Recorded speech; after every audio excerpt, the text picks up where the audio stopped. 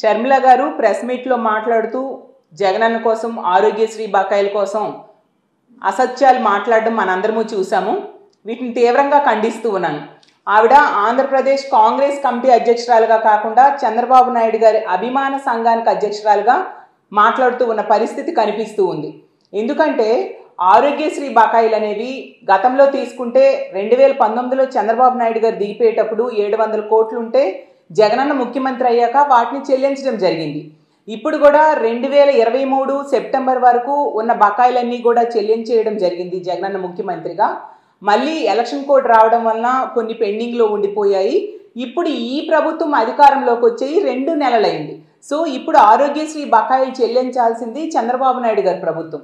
ఈ విషయాన్ని తెలిసి కూడా తెలియనట్టుగా చంద్రబాబు నాయుడు గారు ఇచ్చిన స్క్రిప్ట్ ప్రకారం షర్మిల గారు ఇలాంటి ప్రెస్ మీట్లు పెడుతూ ప్రజల్ని మభ్యపెట్టడానికి ప్రయత్నిస్తూ ఉన్నారు. నిజం చెప్పాలంటే మీ మాటల్లో అడుగడుగునా కూడా జగనన్న మీద ఈర్ష ద్వేషం కనిపిస్తూ ఉంది. ఆ ఈర్షతో ద్వేషంతో జగనన్న మీద అవాస్తవాలు ప్రజలకి చెప్పడానికి మీరు ప్రయత్నిస్తూ ఉన్నారు. కానీ ప్రజలు వాటిని ఆంధ్రప్రదేశ్ రాష్ట్రంలో ఉన్న ప్రజలు వాటిని నమ్మే పరిస్థితి లేదు అని తెలియజేస్తూ ఉన్నాను.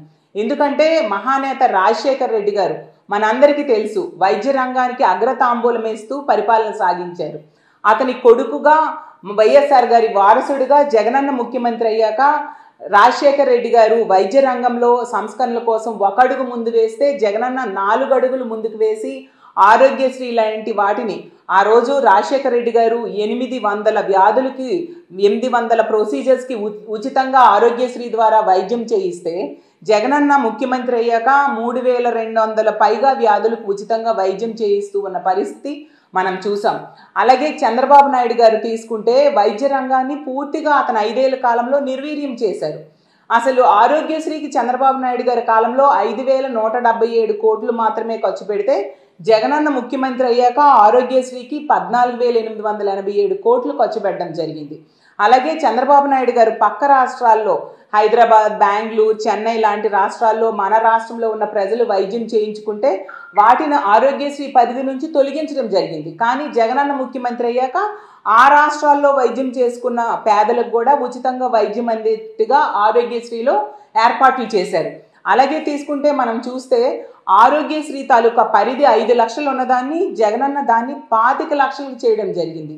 ఇంతగా పేదవాడి వైద్యం కోసం 25 లక్షలు ఒక ప్రొసీజర్ ఖర్చు అయినా కూడా ఖర్చు పెట్టే ముఖ్యమంత్రి మన రాష్ట్రంలో కాదు పక్క రాష్ట్రాల్లో ఎక్కడ కూడా మనం చూడము. అది ఒక్క జగన్మోహన్ రెడ్డి గారి వల్లనే సాధ్యమైంది. అలాగే వైద్య రంగంలో 0 వేకెన్సీ సిస్టమ్ని ప్రవేశపెట్టి 53,000 ఉద్యోగాల్ని భర్తీ చేయడమే కాకుండా 17 మెడికల్ కాలేజెస్ని ఆంధ్రప్రదేశ్ రాష్ట్రంలో కన్స్ట్రక్షన్ చేసి అందులో 5 మెడికల్ కాలేజీలు ఆల్రెడీ ప్రారంభించేయడం మనందరము చూసాం. అలాగే ఉద్దానంలో ఈ కిడ్నీ సమస్య అనేది ఎన్నో ఏళ్ళుగా పరిష్కారం కాని సమస్య.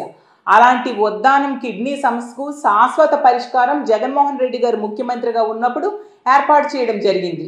840 కోట్లతో వంశధార నీటిని పైప్ లైన్ ద్వారా ఉద్దానం ప్రాంత ప్రజలకు ప్యూరిఫై చేసి తీసుకొచ్చి అందివ్వడమే కాకుండా 85 కోట్లతో కిడ్నీ రీసెర్చ్ సెంటర్ మరియు 200 పడకల హాస్పిటల్ని అక్కడ ఏర్పాటు చేసి ఉద్దానం కిడ్నీ సమస్యకు శాశ్వతమైన పరిష్కారం ఏర్పాటు చేశారు.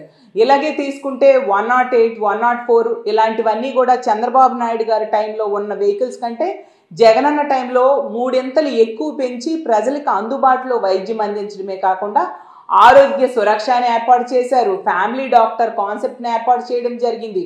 ఇలా తీసుకుంటే వైద్య రంగంలో సంస్కరణలకి పెద్దపీట వేయడమే కాకుండా జగనన్న తన 5 ఏళ్ల పాలనలో 32,000 కోట్లు ఈ వైద్య రంగంలో సంస్కరణల కోసం ఖర్చు పెట్టారు. ఎంతగా పేదవాడి వైద్యం కోసం ఆలోచించే ముఖ్యమంత్రిని గతంలో మనం ఎప్పుడూ చూడలేదు. మహానేత రాజశేఖర్ రెడ్డి గారి నిజమైన వారసుడిగా జగనన్న ఇవన్నీ కొనసాగించి మరింతగా వాటికి మెరుగులు దిద్దిన పరిస్థితి మనం చూసాం. షర్మిల గారు ఎప్పటికైనా నిజాలు తెలుసుకొని మాట్లాడితే బాగుంటుంది అని నేను విన్నవించుకుంటూ ఉన్నాను.